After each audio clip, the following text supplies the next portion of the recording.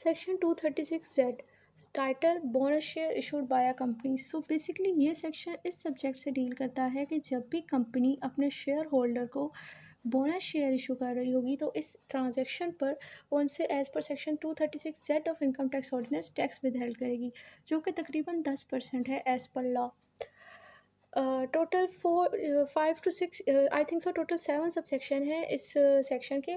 लेकिन इनको कवर करने से पहले ज़रूरी है कि आपको आइडिया हो इस कॉन्सेप्ट के हवाले से कि बोनस शेयर क्या होता है। सो बोनस शेयर का टर्म आपको ऑटोमेटिकली क्लियर हो जाएगी अगर आपको बोनस का पता हो। सो बोनस बेसिकली क्या होता है, एक तरह का एडिशन। हम मेजॉरिटी ड्रामा सीरीज़ के अंदर भी देखते हैं कि जी मिलादुल नबी बोनस मिलेगा या फिर ईद का बोनस है, जिस तरह इंडियन सीरीज़ में होता है दिवाली बोनस। तो वो सारी चीज़ें जब आपको आपकी तनख्वाह के साथ कुछ चीज़ एडिशनल किसी ओकेजन की वजह से या आपकी कारकर्दगी की वजह से या आपने अच्छा वर्क किया है उसकी बेस पे जब आपको कुछ मिलता है तो उसे हम बोनस कहते हैं। इसी तरह बोनस शेयर भी यही है कि जब शेयर होल्डर को उनके जितने नंबर ऑफ़ शेयर है कंपनी के अंदर उनकी शेयर की नंबर की बेस पे अगर कुछ एडिशनल शेयर अलॉट कर दिए जाएँ, तो उसे कानून की ज़ुबान में हम लोग बोनस शेयर कहते हैं। अब इस सेक्शन की तरफ चलते हैं, लेकिन उस पर जाने से पहले अब मेजॉरिटी लोगों के माइंड में ये क्वेश्चन रेज़ हुआ होगा कि देखें बोनस जो है वो एक तरह की आपकी इज़ाफ़ी इनकम है जो कि एम्प्लॉयर की तरफ से एम्प्लॉयी को दी जा रही है किसी ओकेज़न की बेस पे या उसने कोई अच्छी कारकर्दगी की है उसकी बेस पे। यानी कि एम्प्लॉयर अपनी पॉकेट में से उसको कुछ दे रहा है। जबकि बोनस शेयर में हम देख रहे हैं कि शेयर होल्डर को उनके नंबर ऑफ़ शेयर के बेस पे एडिशनल बोनस शेयर दिए जा रहे हैं। अब इसकी सेंस नहीं बन रही कि चूँकि शेयर होल्डर ही तो कंपनी के एक्चुअल ओनर होते हैं, इन्वेस्टर होते हैं, शेयर उन्हीं के तो हैं कंपनी में, उन्हीं की तो इन्वेस्टमेंट है, वही तो मालिक हैं असल में कंपनी के। तो उनको उन्हीं के पैसे दिए जा रहे हैं। तो इस चीज़ की सेंस नहीं समझ आ रही कि ये बोनस शेयर फिर है क्या? सो बोनस के पीछे यानी इसके पीछे देने के पीछे क्या स्ट्रैटेजी है?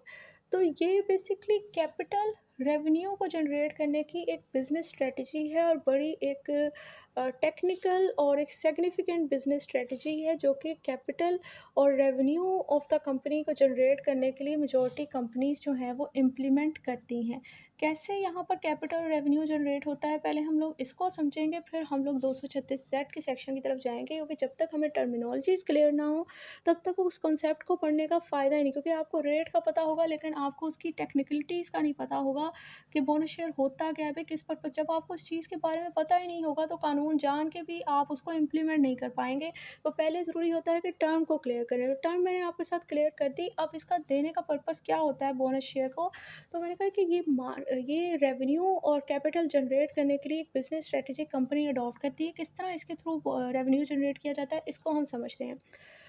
आपको डिविडेंड का कॉन्सेप्ट का तो पता होगा सबको कि dividend basically profit on share होता है। मतलब जो भी कंपनी के अंदर जो शेयर होल्डर हैं उनका जितना शेयर होता है कंपनी में, उनके शेयर के ऊपर उनको जो प्रॉफिट होता है उनको वो डिविडेंड की सूरत में दे दिया जाता है। जैसे कि एक बिज़नेस के अंदर आपने इन्वेस्टमेंट की होती है, उस इन्वेस्टमेंट में जो मुनाफ़ा होता है वो आपका प्रॉफिट होता है। इसी तरह इन्वेस्टर यानी share holder of the company, उन्होंने शेयर की सूरत में कंपनी में इन्वेस्ट की होती है, उस शेयर के ऊपर जो कोई मुनाफ़ा आता है वो डिविडेंड कहलाता है एज़ पर लॉ, और वो उनको दे दिया जाता है।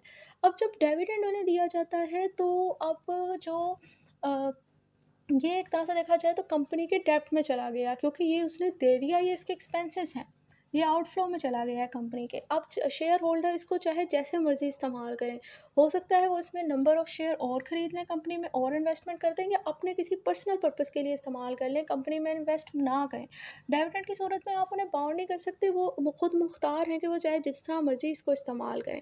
तो एक तरह से देखा जाए तो ये तो आउटफ्लो में चला गया, कंपनी के कैपिटल रेवेन्यू में से निकल गया। जबकि बोनस शेयर जो है वो कैपिटल रेवेन्यू को इंक्रीज़ करता है। किस तरह? क्योंकि देखें, आपने नंबर ऑफ़ शेयर की बेस पे जब उनको एडिशनल शेयर दे दिया शेयर होल्डर को, तो इसका क्या फ़ायदा हुआ कि आपने उसके शेयर इंक्रीज़ कर दिए। मतलब वही चीज़ जो आपने पहले उनका प्रॉफ़िट उनको दे देना था, आपने उनको प्रॉफ़िट देने के बजाय उनके शेयर इंक्रीज़ कर दिए, और शेयर इंक्रीज़ करने के बाद उनको क्या फ़ायदा हुआ? उनको ये फ़ायदा हुआ कि भई देखें आपके नंबर ऑफ़ शेयर बढ़ गए, इसका मतलब जितने ज़्यादा शेयर, उस शेयर के हिसाब से आपको अब ज़्यादा डिविडेंड मिलेगा इन फ्यूचर। उनको ये लालच हो गया शेयर होल्डर को, तो इसलिए वो भी चुप कर जाएँगे। और इनको ये हो गया कि ये जो इन्वेस्टमेंट थी, जो कि डिविडेंड की सूरत में इन्होंने लेकर चली जानी थी, अब नंबर ऑफ़ शेयर जो है वो हमने बोनस शेयर की सूरत में बढ़ा दिए, तो कंपनी की इन्वेस्टमेंट कंपनी के अंदर ही रह गई। अब कंपनी के पास ज़्यादा पैसा हो गया, अब कंपनी ज़्यादा प्रोजेक्ट्स कर सकेगी। तो बोनस शेयर की स्ट्रैटेजी बेसिकली यानी कि आप देख सकते हो कि डिविडेंड देते तो वो आउटफ्लो में चला जाना था, लेकिन अगर बोनस शेयर दिया तो वो इनफ्लो में ही रहा कि कंपनी का पैसा कंपनी में रह गया, शेयर्स के नंबर भी बढ़ गए, उनको भी लालच हो गया शेयर होल्डर को कि हाँ ठीक है, हमें इस ज़्यादा शेयर हो गए तो हमें बाद में जो है वो मिलेंगे, अब उस पर ज़्यादा डिविडेंड मिलेगा इन फ्यूचर। और उनको इन फ्यूचर फ़ायदा होना है, लेकिन कंपनी को इन प्रेज़ेंट ही होना है, क्योंकि उसने अपनी इन्वेस्टमेंट अपने अंदर ही रोक ली है बोनस शेयर की सूरत में। प्लस जब बोन जितने ज़्यादा शेयर हो गए, अब ज़ाहिर है उस नंबर ऑफ़ शेयर के ऊपर टैक्स भी ये 236 एक्ट के तहत वो ज़्यादा लेंगे। यानी कि कंपनी दोनों तरह से ही फ़ायदे में खेल रही है कि आपसे आपकी इन्वेस्टमेंट भी उसने रखवा ली बोनस शेयर की सूरत में, अपना रेवेन्यू भी नहीं जाने दिया, कैपिटल रेवेन्यू भी इंक्रीज़ कर लिया। प्लस अब जितने ज़्यादा नंबर ऑफ़ शेयर हैं उसके ऊपर उतना ही वो आपसे टैक्स लेके 10%। पहले थोड़े पे आपका बनना था, यानी पहले 100 के ऊपर बनना था, अगर 100 के ऊपर उसने 10 आपको अलॉट कर दी, तो अब 110 के ऊपर 10% उनकी मालियत के हिसाब से वो आपसे टैक्स ले लेगी। मतलब वो टैक्स की सूरत में भी फ़ायदा कमा रही, और वो अपना रेवेन्यू भी अपने पास रख रही है। वैसे टैक्स की सूरत में वो फ़ायदा नहीं कमा रही, क्योंकि उसने फेडरल गवर्नमेंट को जमा करवाना है, वो तो जस्ट एक विथहोल्डिंग टैक्स एजेंट है। लेकिन अ, वो ही टैक्स जो उसने पे किया होगा, वो अपने अपनी किसी टैक्स लायबिलिटी को रिड्यूस करने के लिए इस्तेमाल कर लेगी। तो फ़ायदा तो एक तरह से देखा जाए तो उसे इस हरकतों का हो रहा है। तो 236 ज़ेड इस हवाले से भी इम्पोर्टेंट है। आई होप कि बोनस शेयर क्या होता है, इसके पीछे क्या वर्किंग स्ट्रैटेजी है, बिज़नेस स्ट्रैटेजी, वो भी सबको समझ आ गई होगी। सो अब चलते हैं हम लोग 236 ज़ेड की तरफ।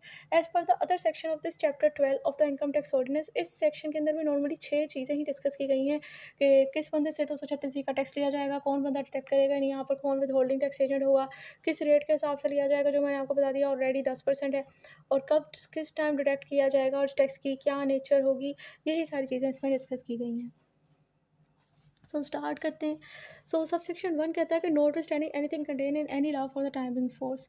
अब ये क्लाउज जब भी किसी क्लाउज के अंदर मेंशन होती है लाइन, तो ये शो करती है कि ये जो प्रोविजन ऑफ लॉ है वो नॉन अब्सटेंट क्लाउज है। नॉन अब्सटेंट क्लॉज़ ये होती है कि जिस भी प्रोविज़न के अंदर ये पाई जाती है, उसका मतलब ये होता है कि जो यहाँ पर बात डिस्कस की जा रही है, वो अगर इसकी कंट्राडिक्शन आ जाए किसी जो इस एक्ट के अंदर जहाँ ये लिखी हुई है, उस कानून के अंदर भी अगर उसकी किसी प्रोविज़न के साथ कंट्राडिक्शन आ जाए, तो तब भी वही बात प्रिवेल करेगी। और इसके अलावा अगर कोई कानून इस टाइम स्टैंड करता है, एक्ज़िस्ट करता है, उसके अंदर भी इस प्रोविज़न से कोई कंट्राडिक्टरी बात आ जाए, तो तब भी प्रिवेल करेगी।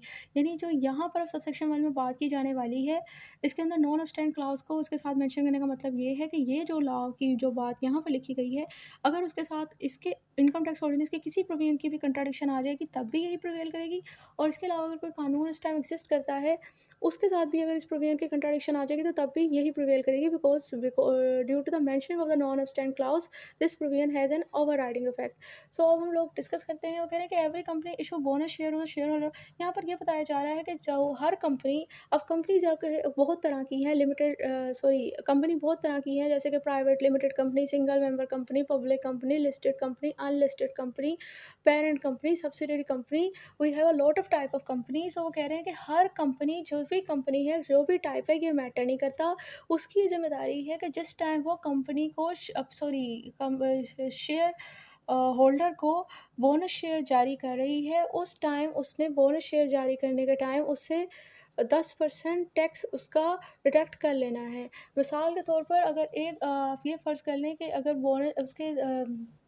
100 शेयर थे, और एक शेयर के ऊपर उसने 10 शेयर के बेस पर कंपनी ने उसे 1 शेयर एडिशनल शेयर प्रोवाइड किया, तो बोनस शेयर उसने उसको 110 दे दिए। और अगर एक शेयर की प्राइस ₹100 है, तो 110 को आप लोग 100 से मल्टीप्लाई करेंगे, जो अमाउंट आएगी उसका 10% वो 236 जेड के टैक्स के तहत इससे डिडक्ट कर लेगी। अब सबसेक्शन 2 की अगर हम बात करें, तो वो कहता है कि bonus share withheld under subsection shall only be. यहाँ पर बेसिकली ये बताया जा रहा है कि जो बोनस शेयर आपसे विथहेल्ड किया जाएगा।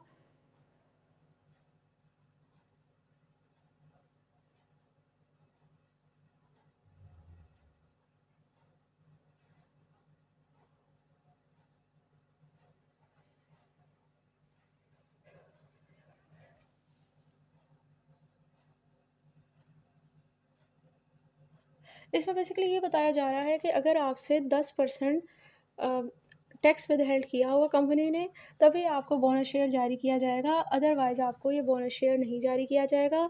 और इसके अंदर वो भी शामिल है जो लिस्टेड कंपनी जो आपको जारी इसमें अभी इंक्लूडिंग बोनस शेयर विदहेल्ड ठीक है।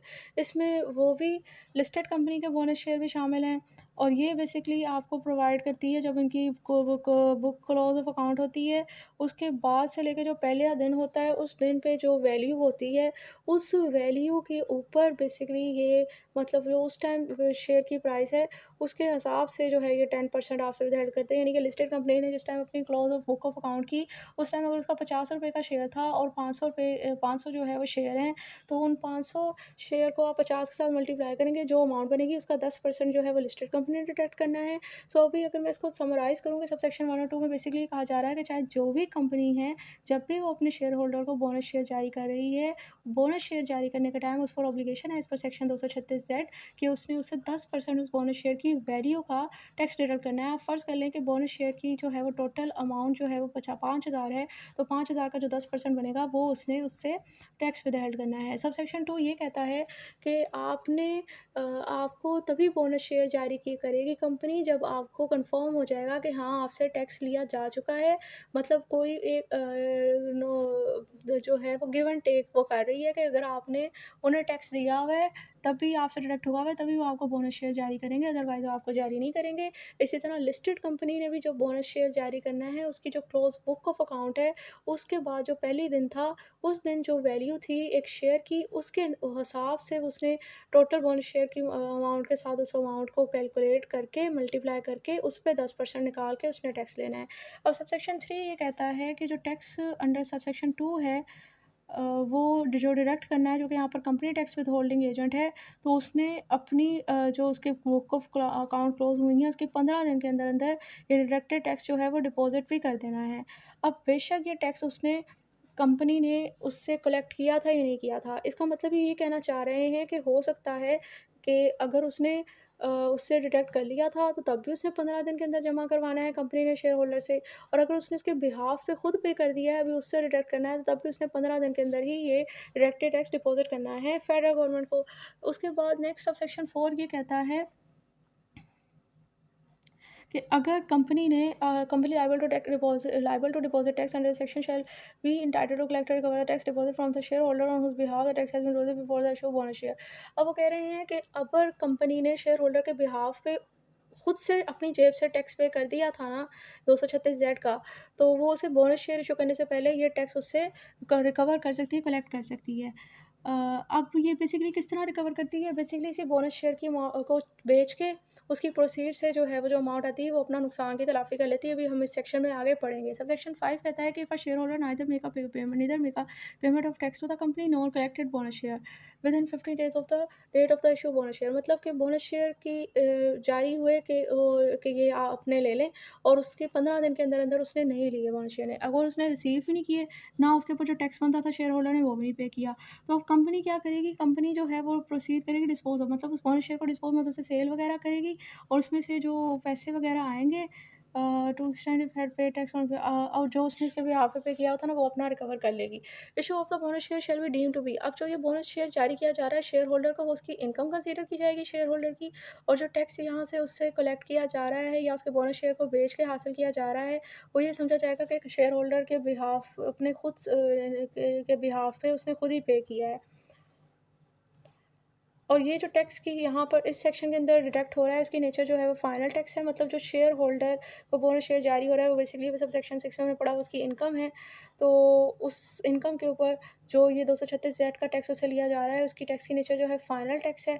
मतलब ये वो कहना चाह रहे हैं कि अब इसी मैटर में मतलब इससे दोबारा जो है वो मतलब जो इसे बोनस शेयर जारी हुआ है, इसके ऊपर एक दफ़ा इससे टैक्स ले लिया, तो दोबारा इसके ऊपर अब वो दोबारा नहीं लिया जाएगा। अ, इसकी लायबिलिटी ख़त्म हो गई है। ये एक दफ़ा ये टैक्स पे करके। ज़ाहिर-सी बात है अगर अब दोबारा उसे अगले साल, अगले टैक्स ईयर में इसके ऊपर मिलेंगे तो उसके ऊपर भी तो 236 ज़ेड के तहत टैक्स लिया जाएगा। मतलब एक दफ़ा जो बोनस शेयर जारी हुए हैं, उनके अमाउंट के ऊपर सिर्फ़ एक दफ़ा ही 236 ज़ेड का टैक्स लिया जाना है, बार-बार नहीं लिया जाना। सो ये हमारे पास 236 ज़ेड का सेक्शन हो गया। आई होप ये सबको समझ आ गया होगा।